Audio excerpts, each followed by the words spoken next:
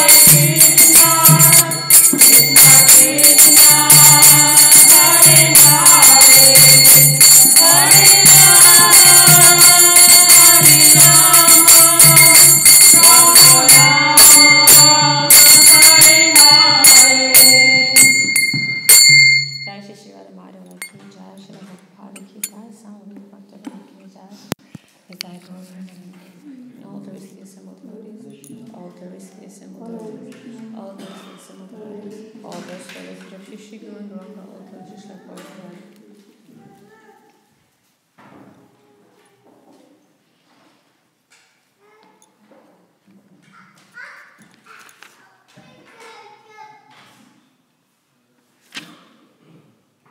Om Namo Bhagavate Vasudevaya. Om Namo Bhagavate Vasudevaya. Om Namo Bhagavate Vasudevaya. Om Namo Bhagavate Vasudevaya. Om Namo Bhagavate Vasudevaya. Om Namo Bhagavate Vasudevaya. Reading from Śrīmad Bhāgavatam, Canto 4, Chapter 12, text number 25. 5, right? Thanks.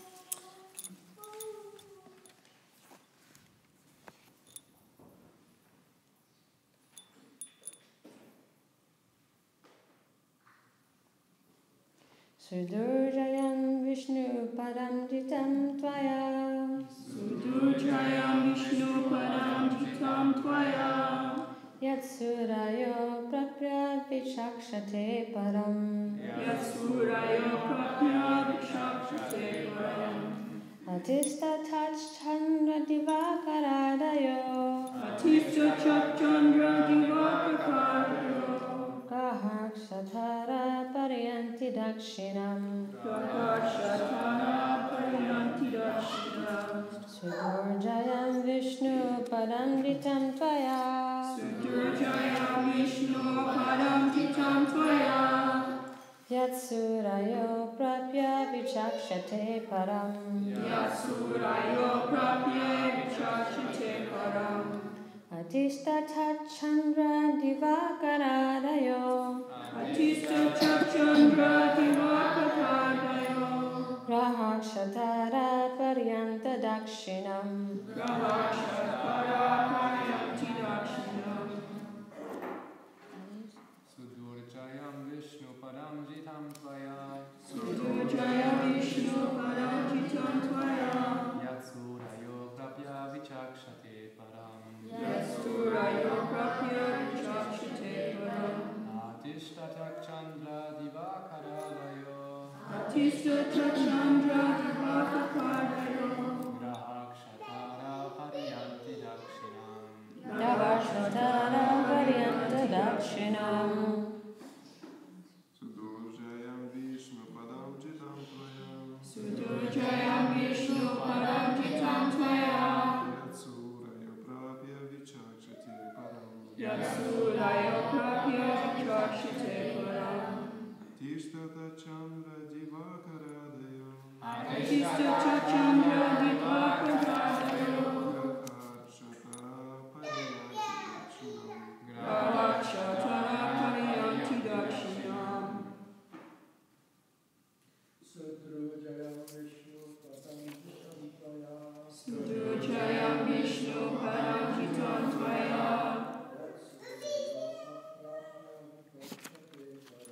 Yatsurayo Prapya Vichakshate Param. Atisthatach Chandra Divakaradayo. Grahakshatara Paryanti Dakshinam. Sudurjayam Vishnu Padam Jitam Tvaya.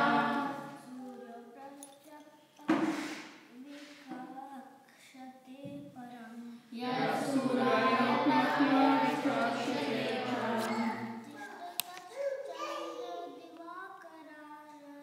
Atisthatach Chandra Divakaradayo.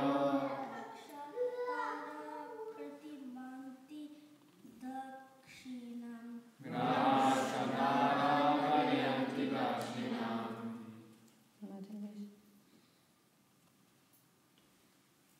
Sudurjayam Vishnu Padam Jitam Tvaya.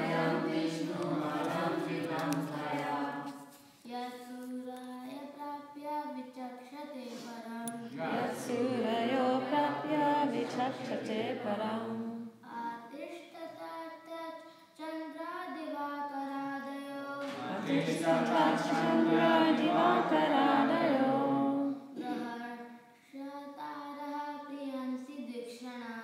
Brahmachari Paryanti Dakshinam Sudurjayam Vishnu Padam Jitam Tvaya Sudurjayam Vishnu Padam Jitam Tvaya Yatsurayo Prapya Vikakshate Param Yatsurayo Prapya Vishakshate Param Adhisthata Chandra Divakaradayo Adhisthata Chandra Divakaradayo Parākshatara Paryanti Dakshinam Brahmachari Paryanti Dakshinam Sudurjayam Vishnu Padam Jitam Tvaya Yatsurayo Prapya Vikakshate Param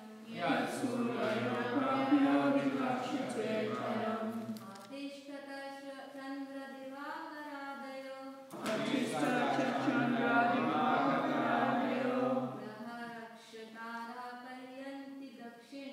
Brahmachari Paryanti Dakshinam. Okay, word for word in the translation. Sudurjayam, Sudurjayam, very difficult to achieve. very difficult to achieve. Vishnupadam, Vishnupadam, planet known as Vaikuntha Loka or Vishnu Loka. planet known as Vaikuntha-loka or Vishnu-loka. Jitam, Jitam, conquered. conquered. Traya, Traya, by you. by you. At, Yeah, which. which. Suraya, Suraya, great demigods. great demigods. Aprapya, Aprapya, without achieving. without achieving. Vichakshate, Vikakshate, simply see. simply see. Param, Param, supreme. supreme. Atista, Atista, please come. please come. Tat, Tat, that. that. Chandra, Chandra, the moon. moon. Diva-akara, Divakara, sun. sun. Araya, Arya, and others. and others. Graha, Graha, the 9 planets. 9 planets. Well, Mercury, Venus, Earth, Mars, Jupiter, Saturn, Uranus, Neptune, and Pluto. Mercury, Venus, Earth, Mars, Jupiter, Saturn, Uranus, Neptune, and Pluto. There used to be a song in school we had to sing to remember them. I can't remember that song. Rikshataraha, Vikshitaraha, stars. stars. Paryanti, Paryanti, circumambulate. circumambulate. Dakshinam, Dakshinam, to the right. to the right. Translation and purport by His Divine Grace, A.C. Bhaktivedanta Swami Srila Prabhupada. Prabhupada ki. To achieve Vishnu Loka is very difficult, but by your austerity you have conquered even the great rishis and demigods cannot. You have conquered. Sorry, I'll start again. To achieve Vishnu Loka is very difficult, but by your austerity you have conquered. Even the great rishis and demigods cannot achieve this position. Simply to see the supreme abode, the Vishnu planet, the sun and moon and all the other planets, stars, lunar mansions and solar systems are circumambulating it. Now please come, you are welcome to go there. Purport. Even in this material world, the so-called scientists, philosophers and mental speculators strive to merge into the spiritual sky, but they can never go there. But a devotee, by executing devotional service, not only realizes what the spiritual world actually is, but factually goes there to live an eternal life of bliss and knowledge. The Krishna consciousness movement is so potent that by adopting these principles of life and developing love of God, one can very easily go back home, back to Godhead. Here the practical example is the case of Dhruva Maharaj. While the scientists and philosophers go to the moon but are disappointed in their attempts to stay there and live, the devotee makes an easy journey to other planets and ultimately goes back to Godhead.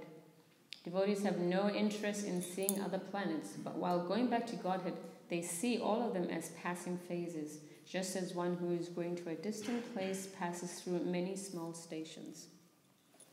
Om Jnana Timirandasya Jnanandana Shalakaya Chakshurvetanyena Tasmai Shri Gurave Namaha. Shri Chaitanya Manobhisam Stapitam Yena Bhutale Swayam Prabhupada Mayam Dadadisa Dantikam Vanchakalpatirjascha Kripasindhivya Evacha Patitanam Pavanyo Vaishnavyo Namo Namaha. Jai Shri Krishna Chaitanya Prabhu Nityananda Shri Advaita Gadadhar Siva Sadi Gaur Bhaktivedanta. Hare Krishna Krishna Krishna Hare Hare Hare Rama Rama Rama Hare Hare. Hare Krishna. So we're continuing with Dhruva Maharaj's going back to Godhead. He has achieved Vishnu Loka. And we know from the Bhagavad Gita that once one achieves Vishnu Loka, they never come back into this material domain. Natad Bashayate Suryo na Shashankuna Kavaka Yadgarpana Nivartante Tadama Paramamama. Krishna, when explaining the yoga of the Supreme Person, explained that the supreme abode of mind is not illuminated by the sun or moon, nor by fire or electricity. Those who reach it never return to this material world. So in the purport to this verse, Prabhupada explains the very nature of the spiritual abode, how it is self-luminous, that it doesn't really depend on moon sign or sunshine, etc. All the planets in the spiritual sky are self-luminous. So we're at a section where Dhruva Maharaj is ending his journey in the material world, so to speak. And it has been a journey with ups and downs. If we study just from the age of 5, his journey began where he felt the great insult from his stepmother when he wanted to play with his father, and that resulted in him leaving home and going to look for Vishnu in the forest. So having to deal with that, with those circumstances, meeting Narada Muni, who instructed him in a particular way, giving him the mantra Om Namo Bhagavate Vasudevaya, and then gradually having darshan of the Lord, then returning home once again to face his family, his stepmother, his mother, his brother, his father, ruling the kingdom for some time, and then the untimely death of his brother and mother, and him seeking revenge, or him performing his duty, so to speak, as the king, and showing to the citizens that he does offer protection. And therefore he went after the Yaksha race, trying to eliminate them. And that is where Swami Bhuvamanu, that is where Kuvera, the treasure of the demigod, stepped in, who the Yakshas happen to be descendants of. And they start to appease him using philosophy, explaining how one should get off the body platform of life, the material disease and concoction that we are our bodies, which is a false ego concept, really. So Kuvera was preaching to Dhruva Maharaj in this way, explaining to him how bodily differentiation causes anxiety, how it is so temporary, and how it is full of misery. So explaining to him in that way that the ultimate controller, the supreme controller, really is Krishna, and he does so by forcing time to act upon us. And of course, death comes for everybody in this material world. So explaining these concepts to Dhruva Maharaj allowed him, or at least pacified him enough to seize his rage and get him back to focus, get him back into his spiritual vision, understanding the spiritual nature of the living entity. So in understanding how easily we can also get covered by this, so Dhruva Maharaj is acting in a capacity. He's internally realizing that he's a servant of the Lord, and externally performing his duties. That shouldn't be misunderstood. Internally, he understands where his relationship lies with the Lord, with the universe, and externally he was performing his duty as the king, as the protector of the citizens, etc. But for us who are very small, infinitesimal parts, of course, We get easily carried away by the false concept of the self, this false notion of thinking that we're the body, and there's different types of bodies which are inferior, some are superior, whether it's based on religion, color, or gender, sex, whatever it may be. This material external differentiation causes a superior and inferiority complex. And it is because of that that we then decide this is friend and this is enemy. This, I belong to this and this is mine, I deserve, etc. So it becomes, our entire life becomes fueled by a false ego concept. This is why in the chapter, in the verses before, it explains that while Dhruva Maharaj was performing his austerities, he left his, his material concept of life, which means he regained his spiritual body, and the false ego, really, this idea that we are the material body, had vanished from his existence. And that is the only when we know that we have spiritualized our body, this false concept of I am the body, I am my mind, I am this and that, gradually goes away by performing our austerities in Krishna consciousness. So the living entity in the material world, persons like myself, find it very difficult to let go of the false ego. It is so deeply entrenched because we have taken many, many births. A nice way that I like to think of it, how easily persuaded we are in the material world. This verse in the Gita, the living entity in the material world carries its different conceptions of life from one body to the other as the air carries aromas. So the air in itself is pure. It's out there in the ether. It's passing through a field of, let's say, what are these white flowers? What are these called? Early cheers. So the wind is blowing through an entire field of early cheers. It carries that aroma, beautiful aroma. And then it goes on to the next. In the western suburbs, they have these treatment plants. So it smells interesting sometimes. So the air blows, and in the past few days, there have been ghastly winds. So all these aromas are carried by the air. You can say, oh, the air is contaminated. It's just actually carrying the aroma that is passing through. The air in itself is pure. But it carries, the breeze carries the different aromas. So from 1 minute you smell early cheers or a field of, really fragrant roses. And then the next minute you can smell the sewage plant, which is 5 to 10 minutes away, or the refinery.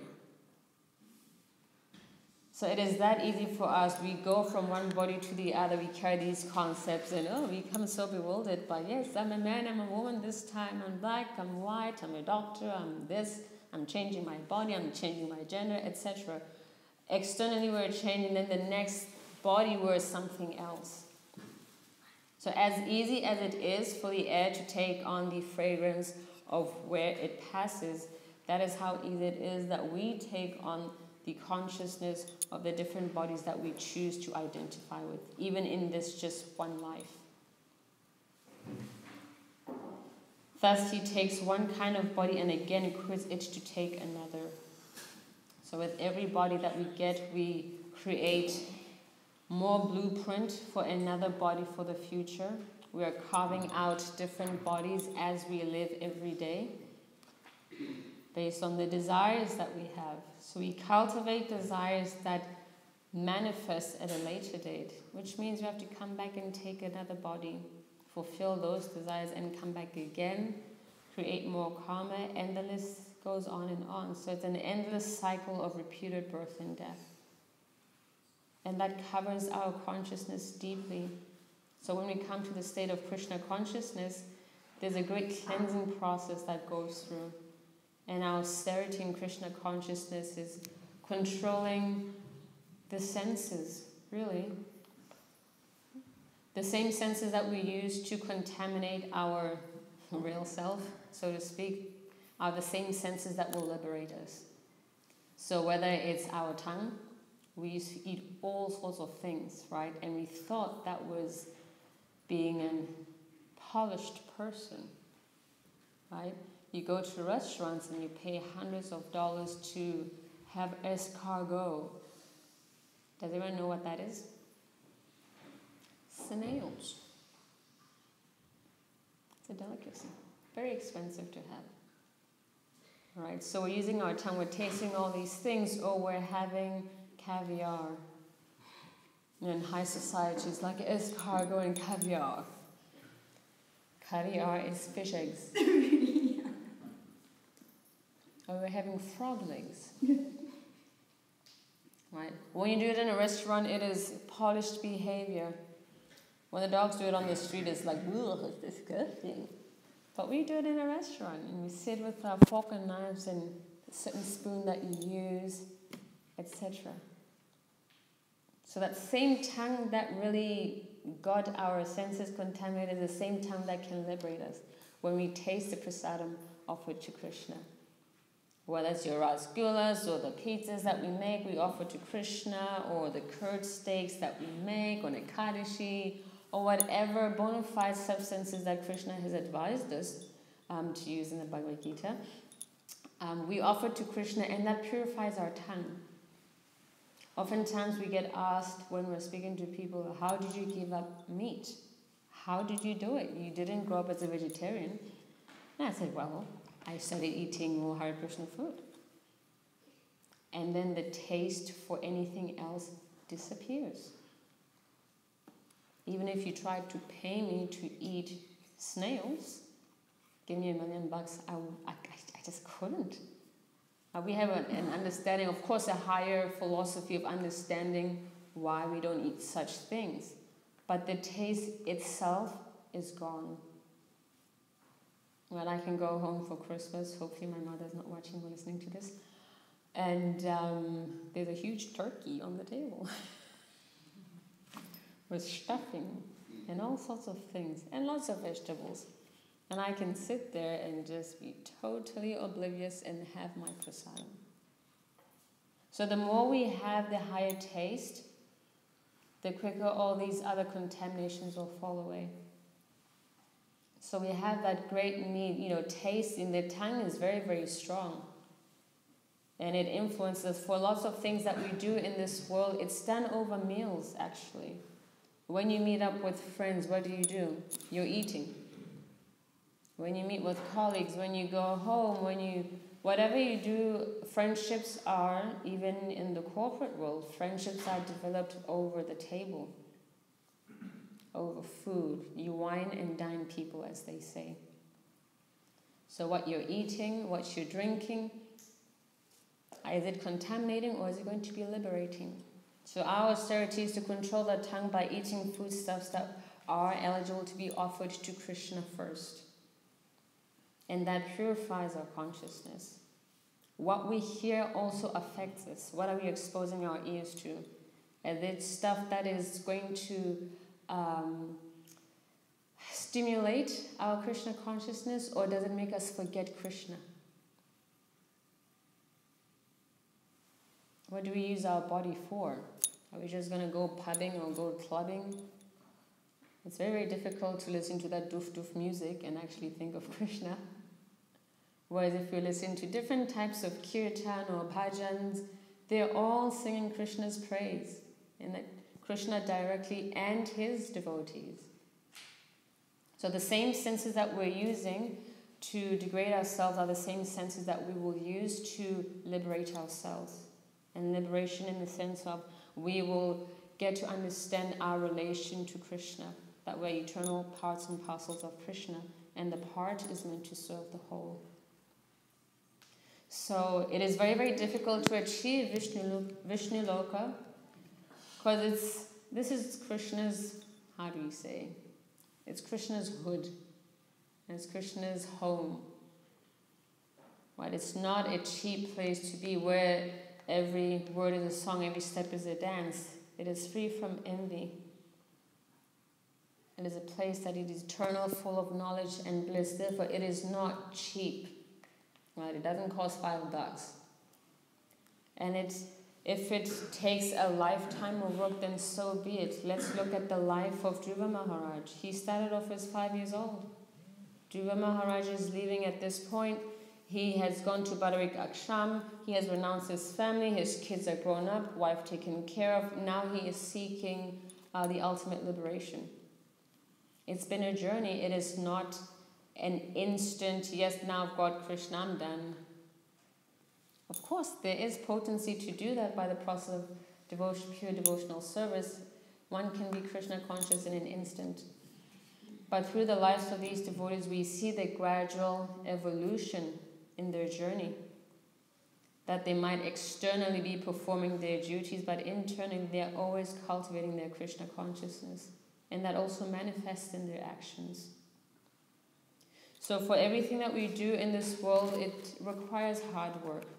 If we want to achieve anything, if we want to achieve our doctorate, if we want to achieve success in career or whatever it might be, it requires hard work. But the sadness about the material world, sometimes, no matter how hard you work, that success sometimes doesn't come. You work hard to have a name, to have a reputation, and that gets soiled very, very quickly. Maybe over a scandal, right? Maybe you had a scandal with the workmate or some sexual harassment case, and everything you've ever done down the drain. Whereas our spiritual achievements are always in our spiritual bank account, never depleted. So we work hard in the material world, but what are we going to get out of it? A little bit of pain, a little bit of joy, fleeting here and there. Like earlier on, when Kuvera was speaking to Dhruva Maharaj, she was explaining, you know, in the material world, because of this material disease of thinking, I am the controller, I'm the doer, you get exposed to so much misery and happiness constantly. And even that happiness is so flickering and so temporary that it never lasts. So you keep chasing that dream, you keep chasing that happiness. And that is frustrating, and that's why lots of people get frustrated. They keep on doing the same thing over and over again, hoping a different reaction will come about. No, that's less than smart, really. You do the same thing and you want a different reaction every time in the material world? It's not that possible. And that's the problem with existence in the material world. Like, things come and go, and we have really, to some degree, no control of it. Happiness and distress come at their own accord. So if we identify too much with and become too comfortable with the material world and material existence, then we'll become accustomed to the constant happiness and distress, and we'll see that as a norm. Oh yeah, that's just life, that's just what we do, caught up in the rat race. We just adjust to the misery and we accept it. We chew that which has already been chewed, up until we taste something that is actually real. Then we understand exactly where we're coming from. So when Dhruva Maharaj is going through his anger, when he was angry at his brother, we could say that anger was inspired by body identification. It's false ego. You are my brother. We have bodily relations. But the more he heard the philosophy relating to the soul and material existence, the more he was pacified and able to focus on his Krishna consciousness.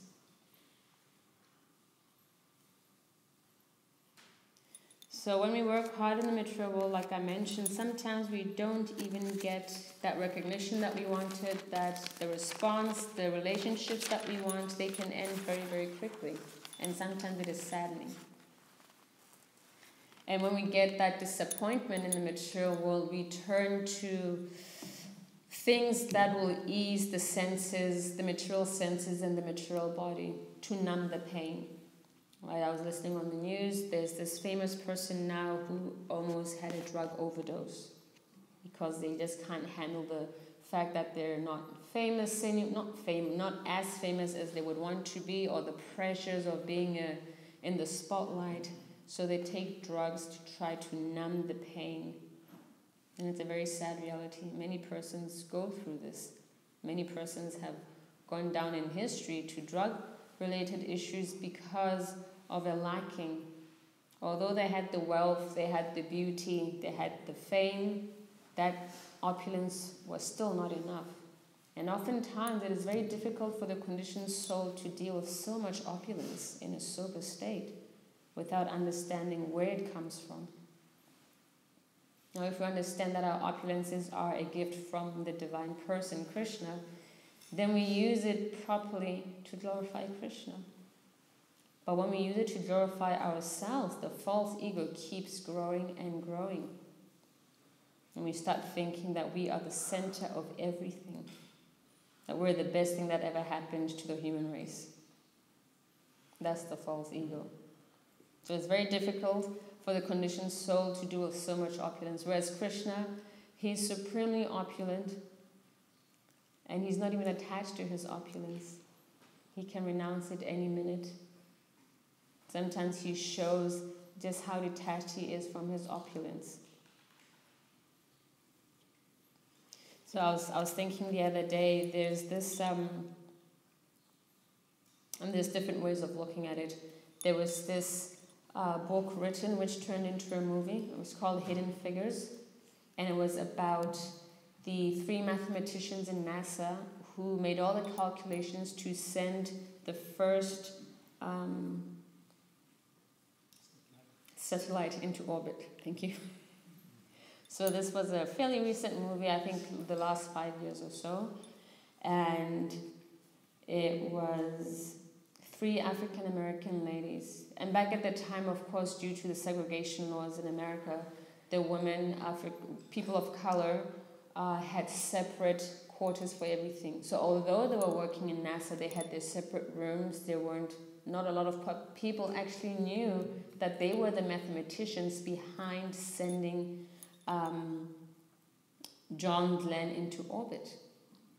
Right, because there was an agenda that was being pushed that yes, it is the man who did it for whatever reasons. These ladies were in the background and no one ever knew that they were the brains behind the operation, and hence the book was written and the movie had been produced. Now all of them were probably, one of them is still alive, she's 99. She got a special medal award from Barack Obama when he was still president. And the other 2 are deceased in 2005, 2008. And a lot of the time they mentioned that they wish that people knew that it was actually them who were responsible for all these calculations. Before, the use of fancy electronics, they did everything by hand. Right, so they never got that respect before their death. They never got the accolades from their, the mathematician community or the science community or NASA community. Everything was hidden. There's one of them who still lives today, Katherine Johnson. So like that, we work hard in the material world, and sometimes we don't get what we think we deserve for whatever reasons. But when we work hard for Krishna, Krishna has already given a guarantee that if you work hard, you are going to come back and live in one of my Vaikuntha lokas. And as we're seeing here, Dhruva Maharaj, after performing all his penances and austerities, Nanda and Sunanda have arrived to transport him back to the spiritual kingdom. A plane has arrived. He has shed off his material covering. His false ego is gone. Without a false ego, you cannot have a material body. You need false ego to have this lump here called body. So his false ego has been removed by the process of devotional service. He has realized that he's a servant of the Lord, and he's reinstated in his original position, and hence Nanda and Sunanda have arrived, and they're going to take him back to the spiritual kingdom. So like this, when we keep to the principles that are shown by Dhruva Maharaj, he followed the order of his spiritual masters. We may ask, well, we cannot perform the same austerities as Dhruva Maharaj. I cannot go to the forest right now and stand on one leg and do exactly what Dhruva Maharaj was doing. I don't see myself going to Brahmachari Ashram right now to live out the rest of my life. But the principle behind what Dhruva Maharaj was doing, he was following the order of his spiritual master, right from his mother to Narada Muni, trying to be Krishna conscious every moment. And Dhruva Maharaj focused a lot on reality. And reality is, and we're spiritual entities. We have material bodies at the moment, but the reality is we're spiritual entities in the material world, which is not our original home. And the reality is we do have a relationship with Krishna, and the process of bhakti helps us reignite that relationship with Krishna, because it is there, it is lying dormant. And the more we take up bhakti, the more the relationship grows. So this is the principle that Dhruva Maharaj is showing. He was internally renounced and externally performing his duty. And when the time came, he absolutely focused 100% the end of his life on Krishna consciousness, attaining that samadhi, that meditation on Krishna. Srila Prabhupada in the purport to text 22, text 22, Srila Prabhupada says, anyone who very seriously engages in devotional service can obtain in due course of time the same perfection of the human form of life. Srila Prabhupada even says it.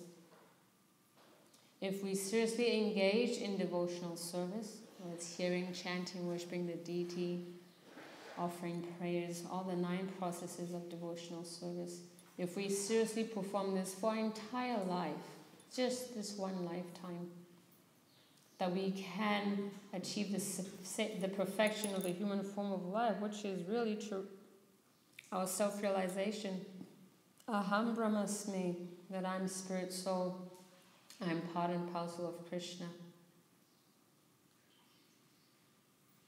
Now the word that really struck to me, that in due course of time, sometimes we get really fidgety. When will I go? 5 years, 10 years, when am I going to be false ego free? Sometimes we're really impatient.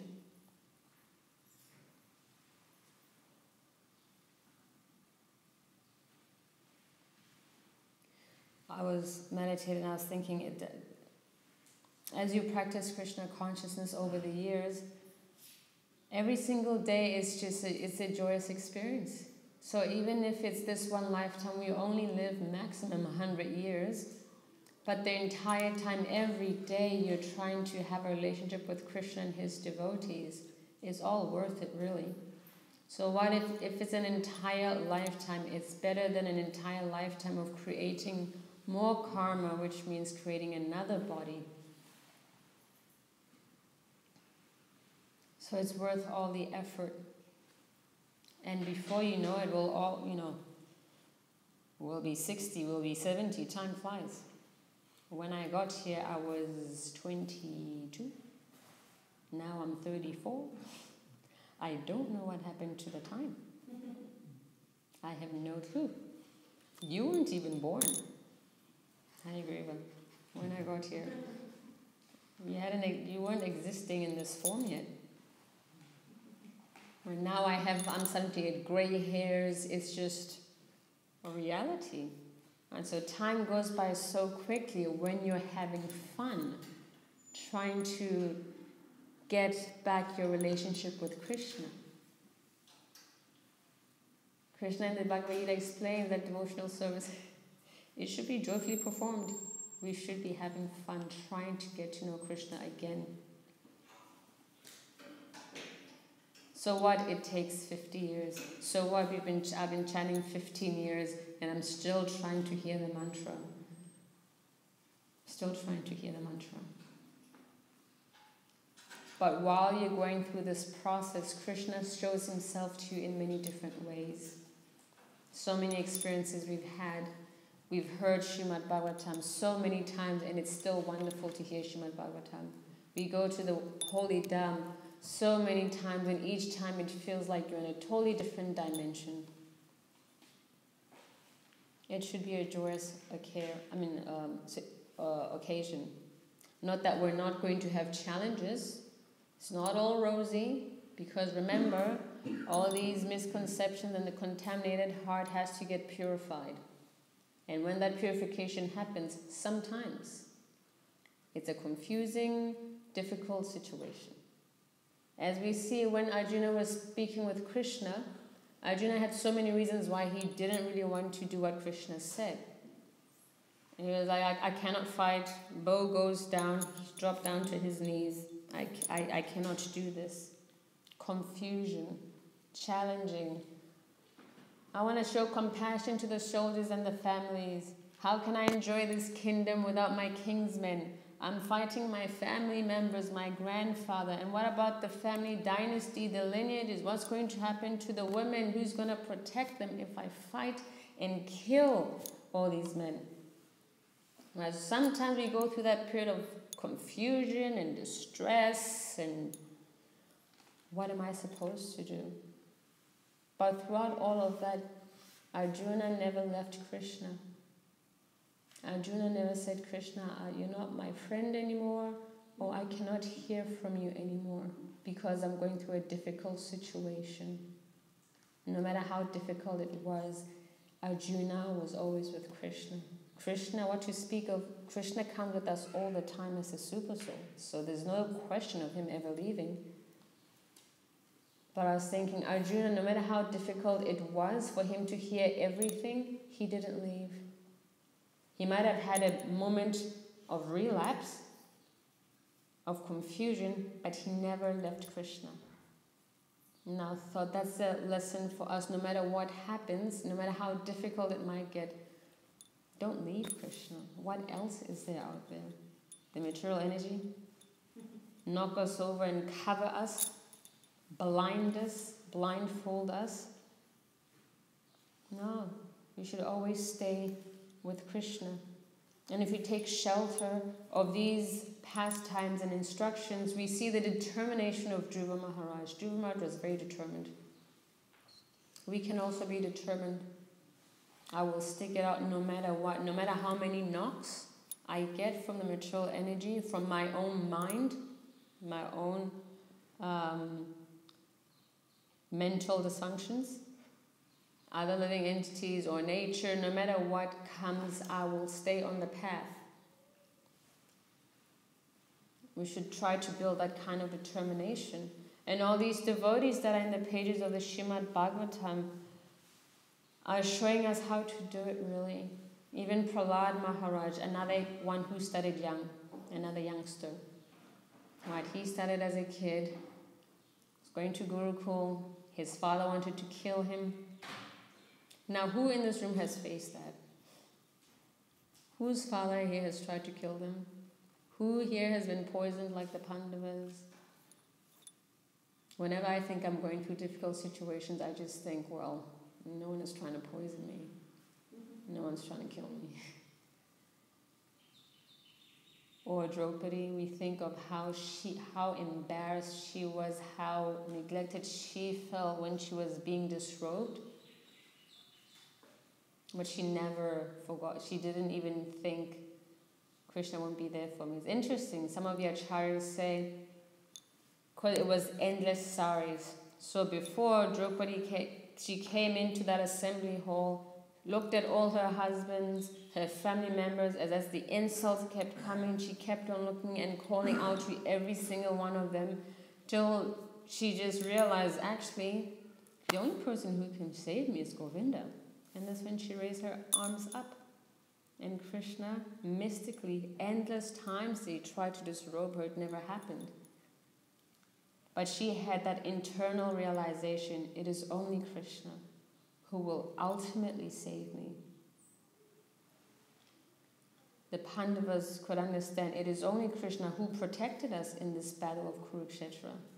As soon as Krishna got off that chariot, it fell apart. When Krishna got off the chariot, it fell apart. He was protecting Arjuna the whole time as Parthasarathi. This is how wonderful Krishna is. Krishna will always be there. We should never forget that. no matter how difficult it gets. So Prahlad Maharaj as well, he was going through difficult situations, but he never forgot Krishna. He had so much faith in Krishna. And that is what we're trying to cultivate in Krishna consciousness. Not just we have minuscule faith, yes, or just believe, so yeah, I believe in Krishna. But we cultivate an internal mood that yes, Krishna is always with me as the Paramatma, and he sends so many Shiksha Gurus to me. He sends my Diksha Guru when the time comes, and the association of devotees who will protect me at all times. Even during the times where I feel so uncomfortable, or the times where Krishna handles me roughly by his embrace, or makes me broken-hearted, like what Chaitanya mentions. These are actual things that happen. Sometimes the tight grip of the practice of devotional service, we feel like we're suffocating, it's too much, it's too painful, but it is all love. Just like a parent sometimes uses tough love.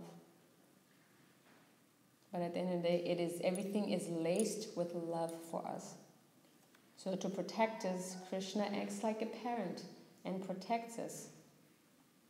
We might not appreciate it at the time, but as we mature in bhakti, we'll come to realize that it was Krishna's protection.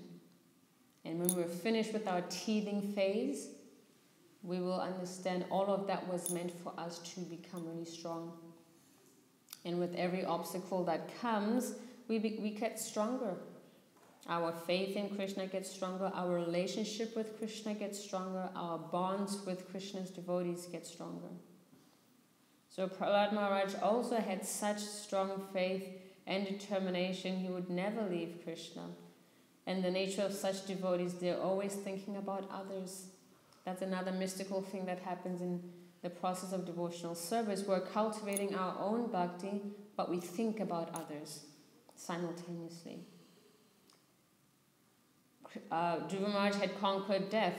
Just as he's going to step onto the plane, he's going to step on the head of death, it explains. Right? He had conquered. Death is bowing down before. He has left his false ego concept. No more material body. He's going back home. And as his plane is going to rise, he'll be passing all these other planetary systems, not attracted to any of that, but the goal in mind. The ultimate, the supreme kingdom of the Lord. So these are wonderful examples. And before he even steps on, he thinks, what about my mother? What about my very first guru? And they say, oh, don't worry, she's her plane is taking off, is over there, she's right there. And this is such a beautiful thing about the devotee, that they're not so selfish that they just think about their self and their bhakti and my. Unless we remain on the Kanistha platform, of course, we just think about me, I'm just going to hoard everything. It's just about me and my guru and my deities. The more you give Krishna, the more you will get. So Dhruva Maharaj was thinking about his mother, thinking about what about the person who has helped me in my Krishna consciousness. Prahlad Maharaj offers, there's a wonderful verse.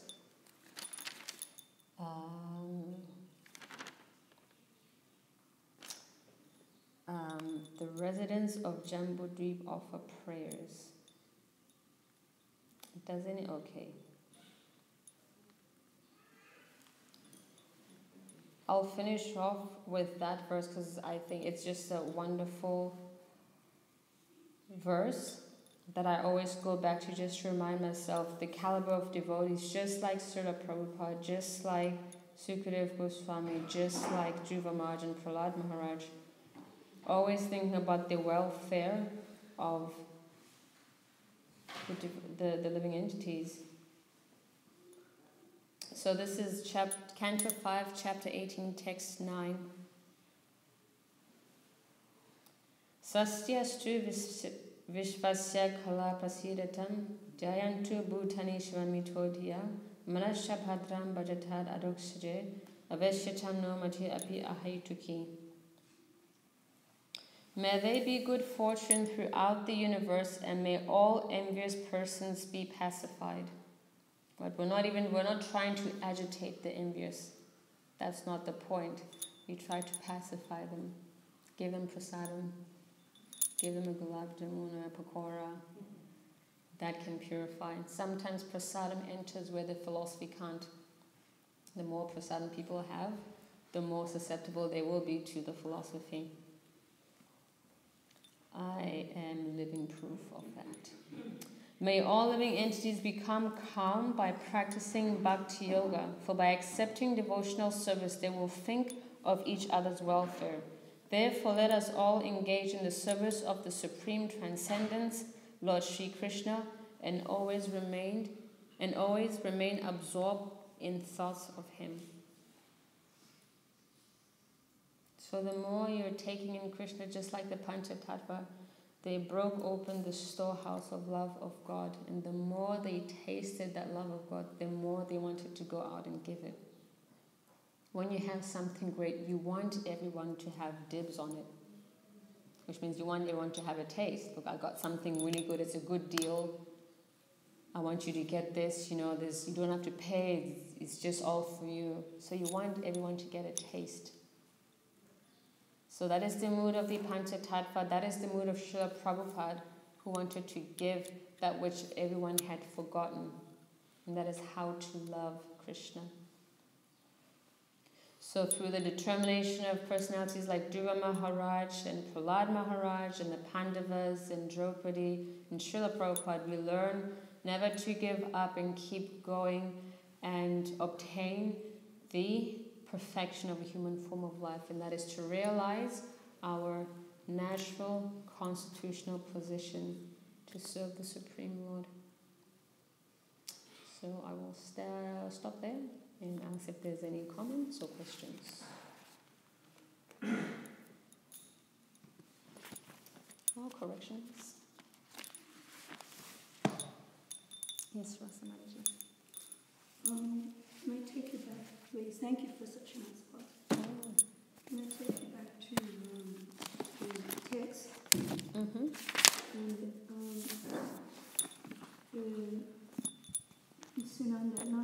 Nanda is saying that the great rishis and demigods can't achieve the position that the true Maharaj achieved. And then they say, simply to see the supreme abode, the sun and the moon and the planets are circumambulating it. Mm-hmm. Simply to see Lord Vishnu's abode, the planets are going around. Simply to see the supreme abode, the sun and moon and all the other planets, stars, lunar mansions are circumambulating it. No? So what was the point? So, can we accept that that is the meaning? Or?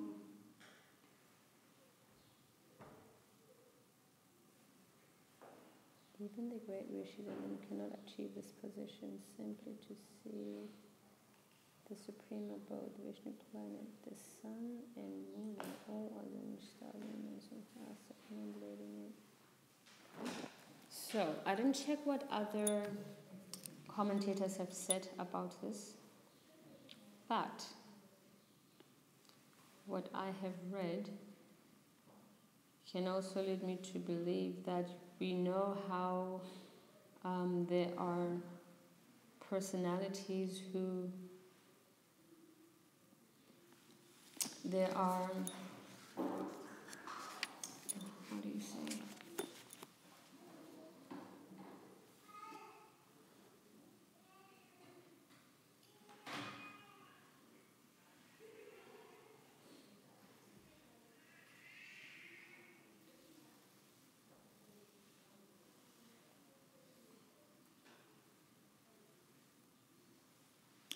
Sometimes we have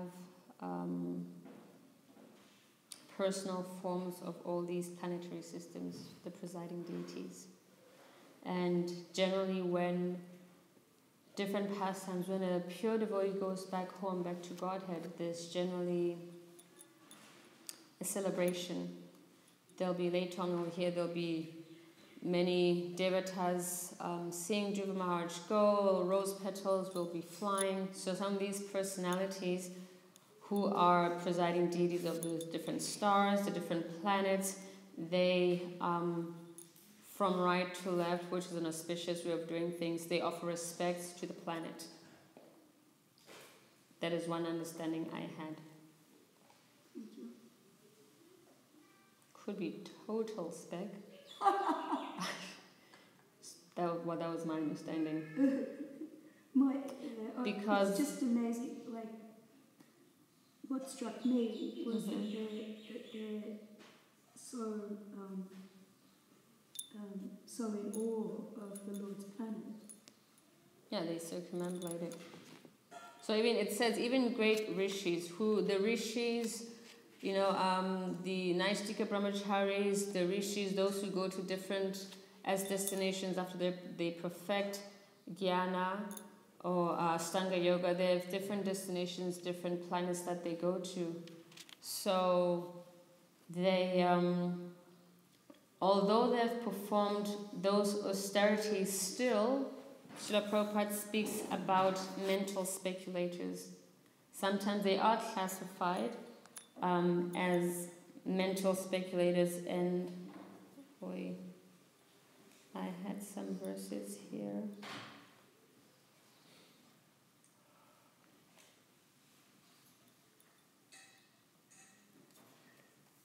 That even though they achieve such destinations, still these rishis and sages, they cannot enter, they cannot pierce through to go to the Vishnu planets, because there is still that tendency of mental speculation or just fruitive work. On my own accord, I have achieved. Srila Prabhupada, so I'm trying to find the verse.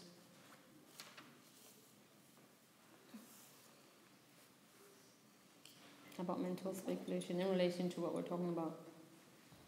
So it's in contrast to devotees who have no problem.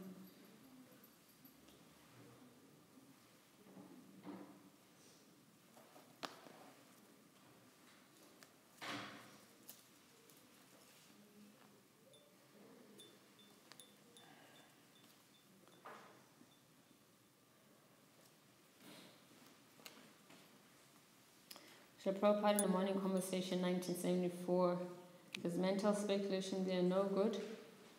It means harav abhaktasya kuto mahad guna manoratena.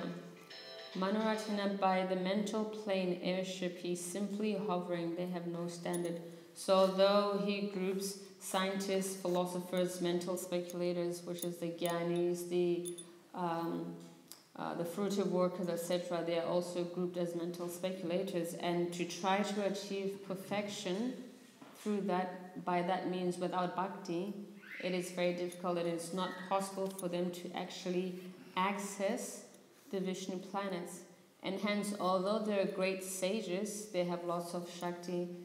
That is why when they see a pure devotee leaving, or when they witness one of the Pushpa Vimanas flying to the spiritual world, they offer respects, because they know that is the highest form. So it is, that's why it says to achieve Vishnu Loka, it is very difficult. It's not that easy. Thank you. Thank you. Yes, Mataji. So Nanda and Sunanda are the two messengers. They are from Vishnu Loka. Mm-hmm. Yes. And so I was just thinking, in the Pasan of 4 Kumaras, when the two gods were Jai and Jai.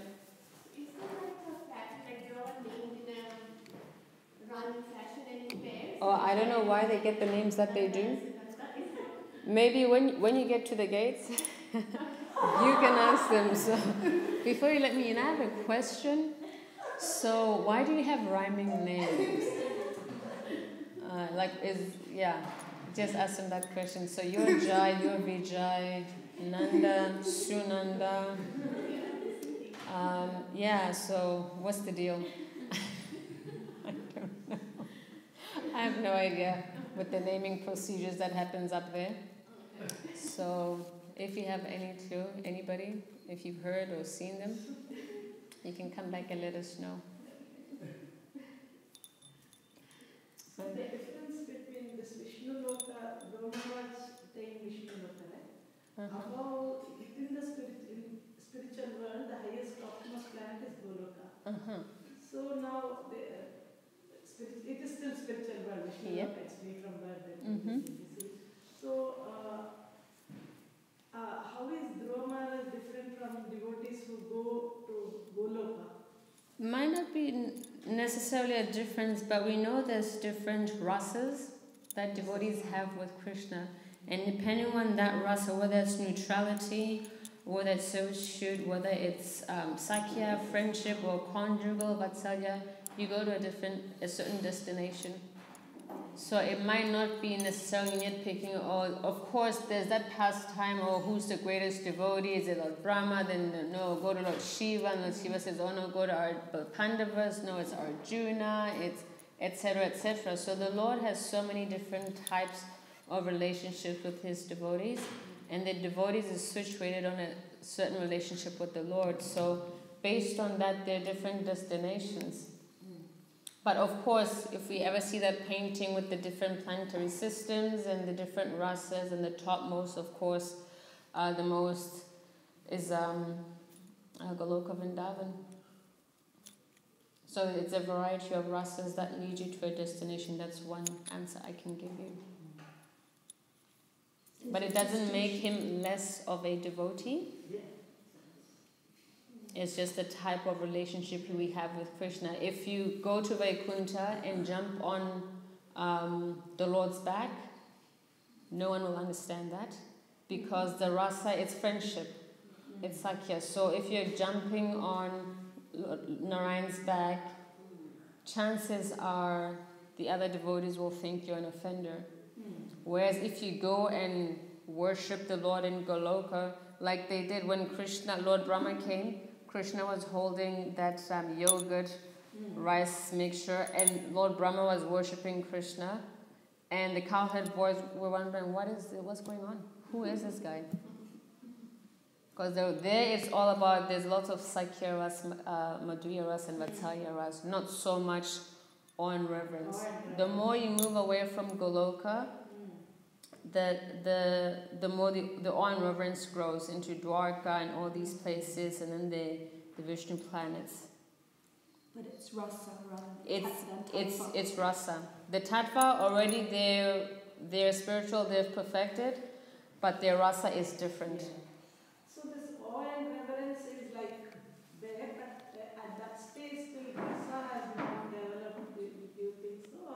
Or later on the rasas, after going to spiritual, after going to Vaikuntha Lokas, after associating with the Lord, maybe they can increase the rasa. I think I have read in Śrīmad Bhāgavatam that some living entities are particularly in one rasa, whereas some can evolve. So maybe you go from neutrality and then you develop your Sakya ras. I have read that in Śrīmad Bhāgavatam. Some identities are fixed, whereas some can evolve. Because you have, the different devotees in these planets, even relationships that can go on. Lord Shiva's there in Vrindavan, but at the same time he's in his own abode, but there he's in a different form. So it's the rasa kind of dictates where you can go. Alright, I'll get in trouble. It's almost 9 o'clock. Thank you very much. Hare Krishna. Hare Krishna, Hare Krishna. Hare Ram, Hare Ram.